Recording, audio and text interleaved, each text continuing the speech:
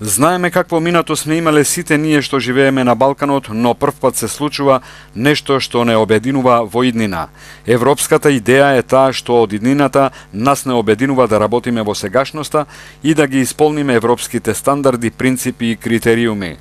Така ќе се создаде потесен простор за тие што не им мислат добро на луѓето на Балканот, се разбира ако сме доследни на европската агенда, истакна Иванов.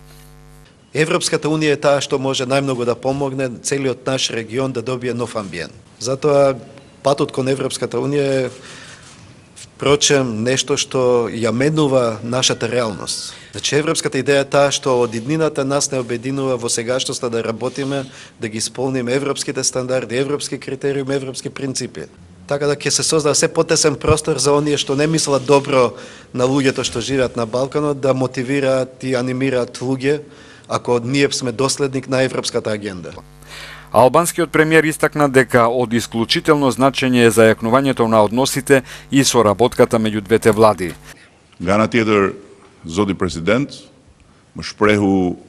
Од друга страна и претседателот на Република Македонија ме изрази својата загриженост и своето барање да се покаже поголемо внимание за македонското малцинство во Албанија. Јас оваа порака ја примив не само како обврска и заложба на владата да се грижи за сите малцинства во Албанија, меѓутоа и како израз на фактот дека не може да бараме од некого нешто што самите не можеме да го исполниме и да го дадеме. Тој подлече дека заеднички ќе се придонесе соработката да се унапреди што е можно побргу и подобро.